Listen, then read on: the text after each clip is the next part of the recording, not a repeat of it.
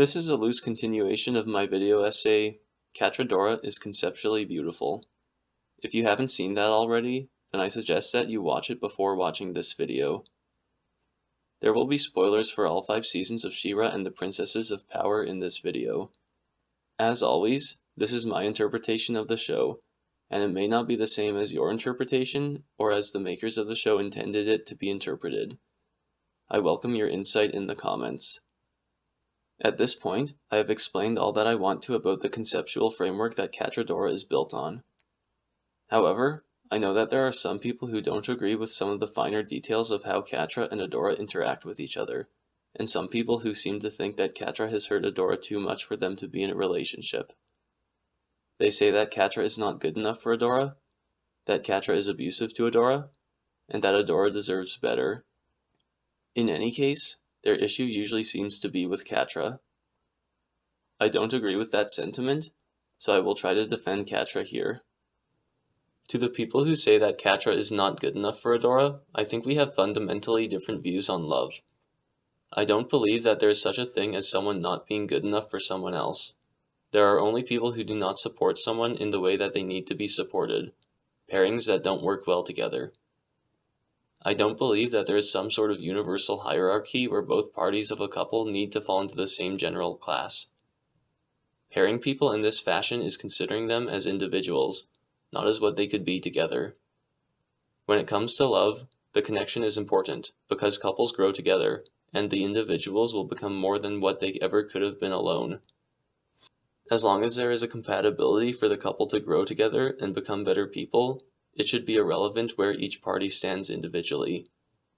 As I have explained already in my first video on Catradora, Catra is what Adora needed to finish her arc and become a better person, so the Catradora fit is a good one. The question of if Catra is good enough for Adora seems very superficial to me, because clearly Catra makes Adora better, and she proposes a better life for Adora. And if you are asking for something other than that, then it wouldn't seem like you have Adora's best interests in mind. Saying that Adora deserves better is very similar to saying that Catra is not good enough for Adora. I'm really not sure what people may think Adora deserves that could be better for her than Catra. Catra understands Adora better than any other character on the show, which is why she questioned Adora's mindset of self-sacrifice in Failsafe. This is what Adora needed. Even Bow and Glimmer did not understand Adora enough to know that this mindset is an issue, and that they should help Adora to remove it. They didn't think that Adora should sacrifice herself in that situation, but Catra asked why it always has to be Adora who sacrifices herself. Catra questioned the whole mindset, not the individual decision. Catra was trying to make Adora a better and happier person, and she had the tools to do so, and she succeeded. Catra saw what Adora needed most, and she pushed to help Adora achieve it. I am not sure who else could be better for Adora, or what Catra could do that would be better for Adora. Okay, final point to look at. Was Catra abusive to Adora?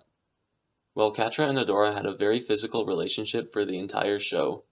In the first episode, we see that Catra and Adora seem to use touch as a way to enhance communication. Adora grabs Catra to show Shadow Weaver that they are a team. Catra grabs Adora when she expresses how awesome her promotion is. Catra pushes Adora when she wants to control the skiff. Adora pushes Catra when she is arguing about who crashed the skiff. Catra grabs Adora's head when she checks for brain damage. This communication being enhanced by touch is carried over when they are reunited in the 5th season.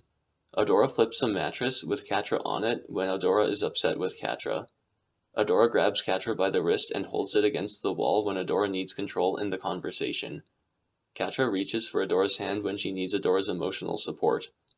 Adora grabs Catra's hand when Adora needs Catra's help.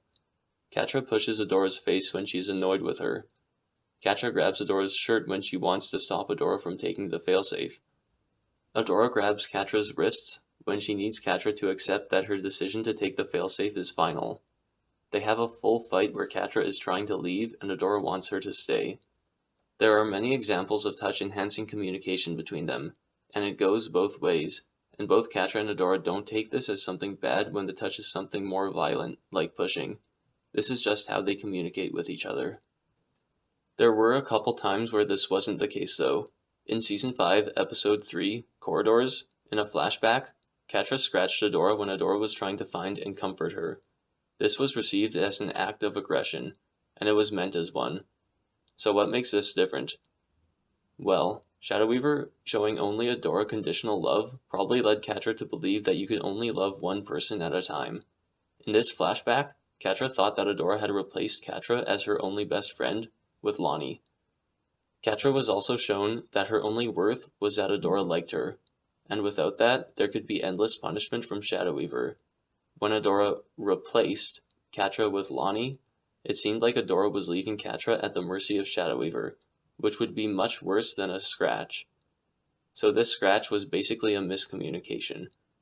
Catra also gave Adora some scratches in Season 1, Episode 5, The Seagate, once she realized that Adora had left her for good.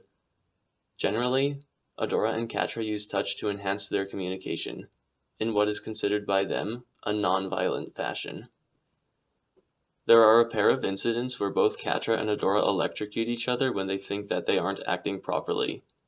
Catra electrocutes Adora in Season 1, Episode 2, The Sword Part 2, when Adora first talks about leaving the Horde, and Adora electrocutes Catra in Season 3, Episode 5, Remember, when she kidnaps Catra to save her in the alternate reality. So they are still at least on equal footing. But what I have been talking about so far is when Catra and Adora are friends.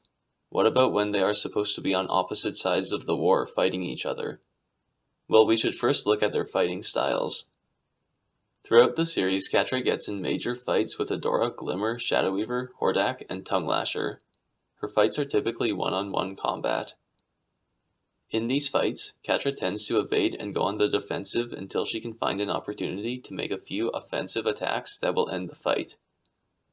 She makes a single offensive move in her first fight against Shadow Weaver, where she destroys Shadow Weaver's connection to the Black Garnet, which ends the fight without Shadow Weaver getting hurt. In her second fight against Shadow Weaver, she tries to break Shadow Weaver's connection to Glimmer, which would render them less powerful, but she is unsuccessful. She makes a single offensive burst against Hordak to destroy his laser cannon and kick him away. It looks like she may have done more to Hordak in this fight if it wasn't ended prematurely, but it was ended, so we didn't get an answer to that. Against Tongue Lasher, Catra makes a move to trap him in quicksand and take his whip, and the rest of Tongue Lasher's fate is kind of ambiguous. We don't see if they ever help him out of the quicksand. In all these examples, Catra's opponents had weapons, and when their ability to use these weapons was taken away, they would become harmless, or at least less powerful. Catra generally likes to fight in a calculated manner with minimal damage to her opponent, only trying to limit her opponent's ability to go on the offensive. An exception to this would be when fighting Glimmer, where Catra is more inclined to make offensive moves, because Glimmer doesn't have a noticeable weakness. But even in Season 2, Episode 2, Ties That Bind, while Catra initially is okay with going for some offense, later in the episode, once she realizes that Glimmer has a power limit, Catra simply dodges around Glimmer, not attempting to hurt her. When Adora isn't fighting Catra, she is usually fighting bots or Horde soldiers. When she fights Horde soldiers, she is usually trying to get through a large volume of people, so Adora makes offensive moves frequently. Sometimes she just tries to put them out of commission, like in Season 1, Episode 3, Raz, but there are cases in Season 4 where Adora could be causing serious damage.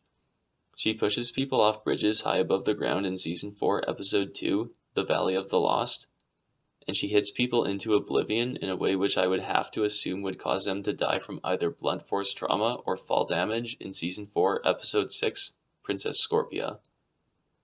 In any case, Adora usually tends to take the offensive, delivering sometimes brutal attacks to those who oppose her. So let's see how Catra and Adora interact as enemies. In Season 1, Episode 5, The Seagate, Catra scratches a helpless Adora as she realizes that Adora left the Horde for good, leaving Catra at the mercy of Shadow Weaver. The next time they see each other in Season 1, Episode 8, Princess Prom, where Adora initiates the fight and tries to tackle and punch Catra. Catra jumps on Adora's back and tries to elbow her once, but Catra is clearly stalling for Scorpia to reveal that they have Bow and Glimmer, and she doesn't really do anything that seems like she is trying to hurt Adora here. Catra and Adora both save each other from jumping off a cliff in this episode, so I don't think that either one of them wanted to seriously injure the other, but if they were, Adora was clearly trying harder. In Season 1, Episode 11, Promise, Catra leaves Adora hanging off the edge of a hologram cliff, and I have explained in my video essay about Catra why I don't believe this was a violent attack. The cliff was a hologram, so it may have not actually been a cliff. Adora explained at the beginning of the episode that Catra was not welcome in the building, and if Adora stuck with her, then the building would try to get rid of Adora too. So leaving Adora would probably make Adora safe, which is exactly what happened. Also, Catra left Adora on the edge of an ice cliff in Princess Prom, and the bigger deal was that she had taken Bow and Glimmer. This moment in Promise is played off as so emotional because Catra had come to the conclusion that she should try to cut Adora out of her life, and she will set herself on a path that will bring her more safety, more recognition, and eventually better mental health. And because, to Adora, Catra is more on the side of the Horde, and this means that Adora has essentially lost a former friend, and possibly caused the destruction of innocence under the protection of the rebellion. In Season 1, Episode 13, The Battle of Bright Moon, Catra attacks Bright Moon, but Adora initiates their individual fight, throwing punches and kicks that can crush rock and metal. Catra evades Adora's attacks, throwing one small scratch that wasn't even enough to break skin. Then Adora tells Catra that there is no way she can win. Okay, yes, if Adora landed an attack, that could be bye-bye Catra. But Adora hasn't landed a single hit yet, and Catra doesn't seem to be remotely tired. So prompted by this, Catra gives Adora a few scratches, which Adora responds to by smashing Catra into a wall. Catra takes it pretty well, and gives a verbal attack about Adora's friends watching her fail. Adora throws a boulder at Catra, and she slams her against the wall, saying that she is lost, to which Catra smiles at. In this fight, both Catra and Adora tried to throw out some trash talk. Catra's seemed to work a lot better, but not from a lack of trying on Adora's end. Physically, Adora was a lot more aggressive than Catra, and she didn't seem to be holding back. I would say that there are definitely some attacks Adora attempted that are just as bad as Catra leaving Adora on a hologram cliff. Catra and Adora next see each other in Season 2, Episode 5, Whiteout. Catra is working in unoccupied territory, and Adora starts a fight to stop whatever Catra is doing. They literally do not know. Catra and Adora have some banter, and then they get straight into the fight, with Adora making the first move, trying to smash Catra with her sword. Adora continues her attacks as Catra runs away. She tries to spear Catra and ends up hitting a rock wall so hard that the spear gets stuck for a second. Eventually, she lassos Catra, and then Catra uses Entrapta's tech to try to remove Adora's powers. Once again, Adora is the aggressor in this fight, and isn't afraid to throw some brutal attacks out there. Catra actually doesn't attempt a single offensive move, she just tries to take Adora's powers away. After the fight is over, Catra intends to weaponize Adora against the rebellion, which is bad. You obviously shouldn't use people's bodies against their will. It does make the most tactical sense from a battle standpoint though. Next time they meet is in Season 3, Episode 3, Once Upon a Time in the Crimson Waste. Catra quickly and painlessly captures Adora and restrains her so that she can't do any damage. Catra brings Adora back to the Fright Zone, with the only damage seeming to be a gag. In the alternate reality episodes, Catra attacks Adora pretty viciously. It looks like she intends to murder Adora, and she gives a lot of verbal abuse in Season 3, Episode 5, Remember. But the memories that Catra is working with are the memory of Adora's promise to look out for Catra, and the memory of Adora breaking that promise. Catra doesn't have a fully functioning memory, which explains why she attacked Adora this way. In the past episodes, we have already seen Adora use more violent physical attacks than what Catra displayed in these episodes. The last time they meet as enemies is in Season 4, Episode 3, Flood Arena, where Catra electrocutes Adora for a long time, and quite hard, and Adora sends a blast of energy towards Catra, which is able to disintegrate an entire section of a bridge. Adora and Catra's fights play out much like you would expect from my initial analysis of their fighting styles. Adora attempts to harm Catra physically much more than Catra tries to harm Adora physically. Adora usually initiates fights and is the aggressor, commonly delivering attacks that should probably kill Catra if they landed. Catra is usually on defense, and the one time she thought that there was a way to remove Adora's powers, Catra did not try a single offensive move, so Catra usually tries to inflict minimal physical damage on Adora. Catra does give much stronger verbal blows to Adora though. Adora tries to do this in the Battle of Bright Moon, and in Whiteout, where she pokes at Catra's position in the Horde, but Adora is unsuccessful. So, is Catra abusive to Adora? Well, when they are friends, I would say no. They both do things which could be considered violence, but in their relationship would be considered communication. While they are enemies, I would say yes. That is kind of what happens when you are enemies. I wouldn't say that Catra is any more abusive to Adora than Adora is to Catra though. If you think that there wasn't enough done to show how Catra and Adora got over everything that happened in the first 4 seasons of the show, then fair enough. The show won't work for everyone. But if you think that Catra specifically was too abusive towards Adora for Adora to end up with her, then I would have to disagree. If Catra wasn't so quick, it is quite possible that Adora would have straight up killed her in one of their fights. You can make a great argument that Adora was too abusive to Catra for them to end up together. I hope that this gave you some insight into the Catradora dynamic, and why I disagree with some of the issues that people have with Catra. I think that Catradora is a great fit, and the state of their relationship at the end of the show certainly seems healthy. People change. People grow. Catra and Adora certainly did. And that is why in the end, Catradora worked out. Even though Catra and Adora have been abusive towards each other in the past, maybe too much for some of you to get behind Catradora, I think that it was two-sided abuse. And if you're using abuse as an argument against them, you need to consider what Adora has done to Catra as well. The abuse is real though. It is a good argument to make against Catradora. Under normal circumstances, it would not seem like Catra and Adora should end up together. If not for the specific situation portrayed in Season 5, I don't think that they would have ended up together, nor should they. But in Corridors, Catra realized that she was at the end of the line. Continue on, and her fate would be death or similar. After reflecting on her life, Catra looked past how Adora abused her, and Catra accepted her part in the problem as well, because there was little else that she could do. This step by Catra resonated with Adora so much because of Adora's specific feelings towards sacrifice. Adora had been led to believe that she should always be the one to sacrifice herself. Adora had watched Angela sacrifice herself in Season 3, Episode 6, The Portal, and Adora was moved by this so much that she honored Angela's wish to take care of each other over Glimmer's rule as queen in Season 4. Adora's other experience with sacrifice was Mara's sacrifice in Season 4, Episode 9, Hero, which was so significant because Adora had loosely been following in Mara's footsteps via Light Hope lying to her and then coming to understand the nature of Etheria and what Adora must do. So it is a sacrifice that was extra relatable. And Adora was able to see firsthand the emotional toll that this sacrifice took on Mara. So when Catra sacrificed herself to save Glimmer in Corridors, it had a strong impact on Adora because of Adora's intimate understanding of sacrifice. This is what allowed Adora to look past how Catra abused her. If not for the circumstances portrayed in the show, I think the abuse of the first 4 seasons would be too much to overcome for both characters.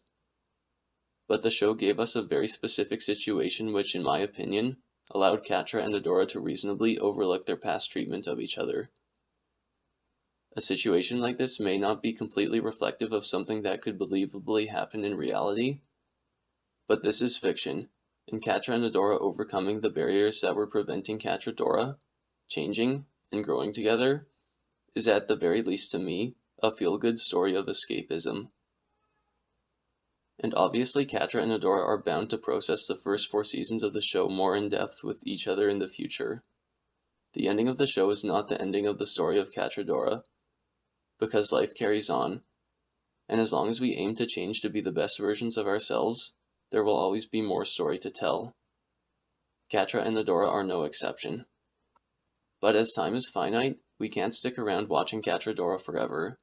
She-Ra and the Princesses of Power had an ending, and though it would be interesting to watch Catra and Adora work through their trauma without so many chaotic events going on, and this would be an essential part of their development in the future, it's ultimately not the story the show set out to tell, and that is okay.